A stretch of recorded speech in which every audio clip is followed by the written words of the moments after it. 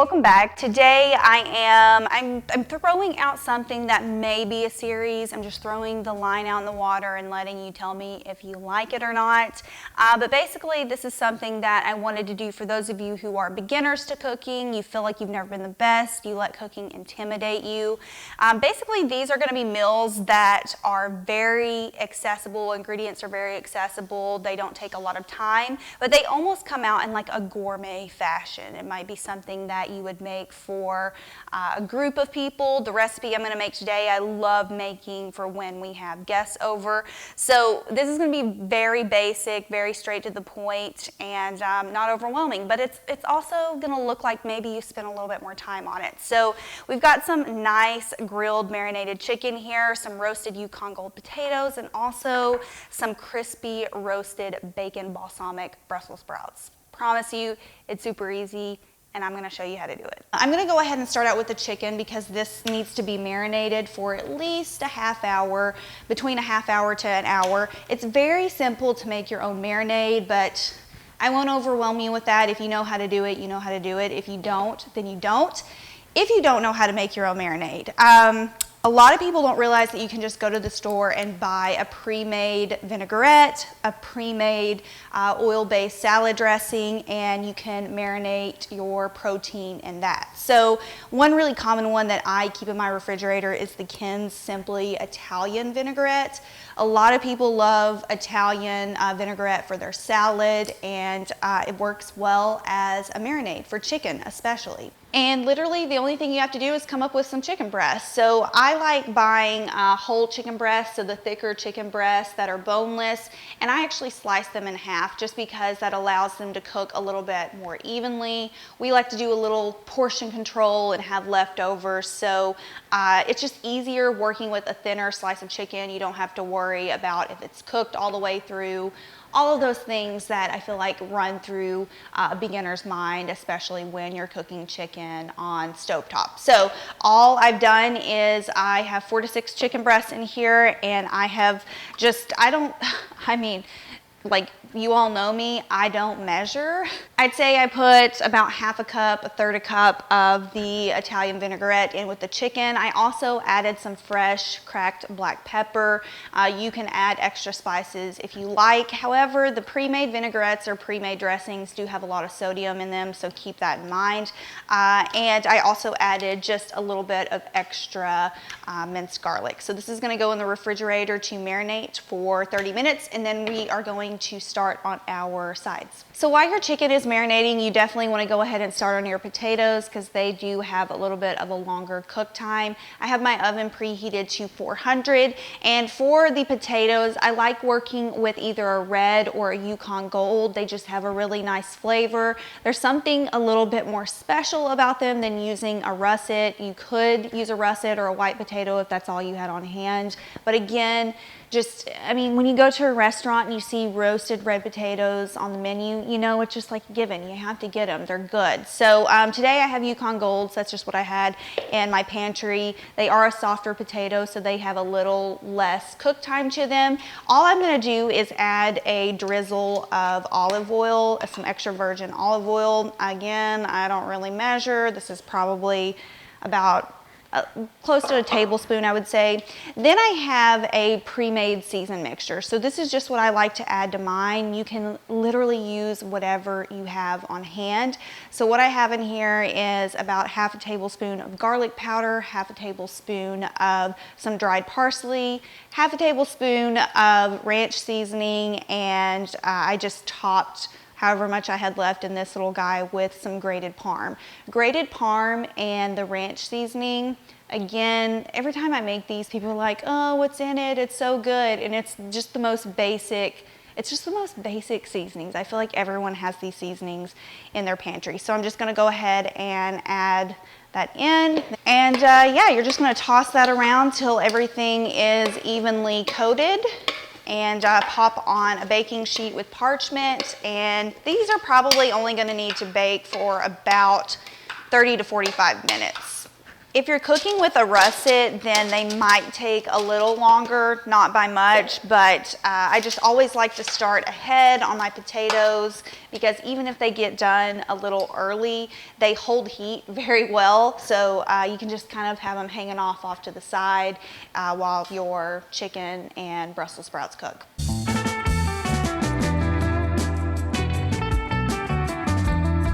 So directly after the potatoes go in, I like to start prepping the Brussels sprouts. Now, I was never a big Brussels sprout fan until I started experimenting with adding different flavors. I think when people think of Brussels sprouts, often they just think of plain steam, and don't get me wrong, like your girl does not want anything to do with a little baby cabbage steamed up with no flavor. But roasted with some nice flavors added in, they're actually pretty delicious. So I have about roughly 3 to 4 cups of Brussels sprouts. I've already pre-chopped them. I like to chop mine into really like quarters and halves and just kind of have a nice rustic chop on them. I also like to peel off as many leaves as I can. I really like how the leaves kind of crisp up on their own and mix in with the actual like whole sprouts. So again, 3 to 4 cups, and what we're gonna do is we are going to basically make a little vinaigrette to bake these in. So I've got some olive oil here. I'm gonna add roughly probably about 2 tablespoons of olive oil, and then some balsamic vinaigrette, probably just about a tablespoon. If you are like a huge balsamic fan, then you can add more. It's really just up to you. I just kind of like to eyeball. Now for the seasoning on the Brussels sprouts, I like to keep those pretty minimal because I like the balsamic flavor to really pop through. And not only that, I like to allow the actual Brussels sprout flavor to come through. So all I have here is about a teaspoon of red pepper flake, and then just a sprinkle of cracked black pepper, and also about a teaspoon of salt going in. The red pepper flake really adds a nice element of heat, but you definitely don't want to add too much. Red pepper flake can get a little overwhelming if you add too much. So like I said, it's probably only about maybe even half a teaspoon. I just kind of sprinkle it in. So after you get your Brussels sprouts nice and coated, go ahead and add them to a baking sheet with a little bit of parchment. And the final touch is adding some chopped bacon. So what I did was I just cooked this bacon about 70 to 80% of the way, just to where it has a nice crisp on it and it's not, you know, still soggy. And we're just gonna let it finish cooking up with the Brussels sprouts in the oven. Obviously, if you're not a fan of bacon, you don't have to use it, but I mean, it adds a really nice smoky flavor, and I'm not complaining. All right, so these are just gonna go in with the potatoes, same thing, 400, and by the time you are done cooking your chicken, your potatoes and your Brussels sprouts will have already roasted up nicely. The Brussels sprouts will cook faster, obviously, than the potatoes. That's why I like to put them in a little bit afterwards, but generally they're done in about 20 to 25 minutes. I also forgot to mention that while the Brussels sprouts and potatoes are cooking, I go in at least once about halfway through cooking, and I kind of toss them around, flip them around, just so they get evenly browned on all sides. All right, so our chicken is done marinating, and the way I like to cook it is stovetop on a skillet. Now, if you have a grill ready to go, if you're familiar with the grill, you're probably not a beginner, number one, but you could also grill it. It's getting pretty cold outside, and generally the quickest way for me is just to do it in the skillet stovetop. Now, I will say there is a wrong way of doing proteins in the skillet and a right way, and what you want to make sure, this is kind of crucial before you go in and you start cooking your chicken, is make sure you are working with a really hot greased pan. So I'm actually using the pan that I cooked the bacon in. It still has some leftover fat in it. I drained the excess fat, but just the coating on top of the pan is fine enough. You can use olive oil, just whatever, butter, whatever fat you have on hand. You just want to do a light coating, and you want to make sure your skillet is really nice and hot and ready to go. Otherwise, if you place the chicken in cold, it is going to kind of become like a muddled mess and you aren't going to get a nice sear on your chicken breast. So just make sure your pan's nice and hot.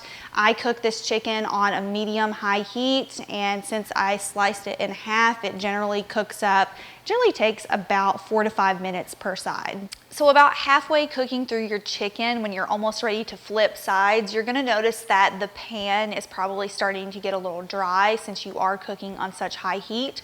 So when you get ready to flip, or when you notice the pan is getting a little dry, add a quick splash of that vinaigrette or whatever vinaigrette or marinade you chose to use to the pan.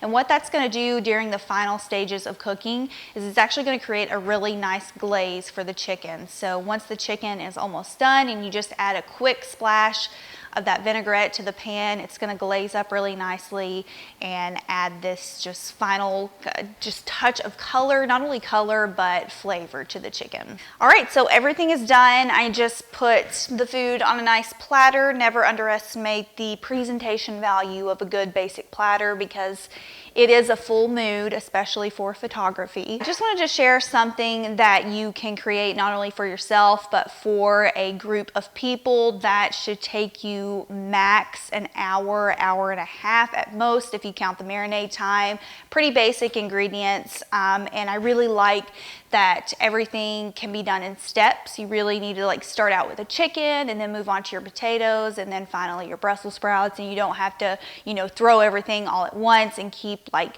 you know, making sure, is this done, is that done? Each item pretty much gets done at a specific time.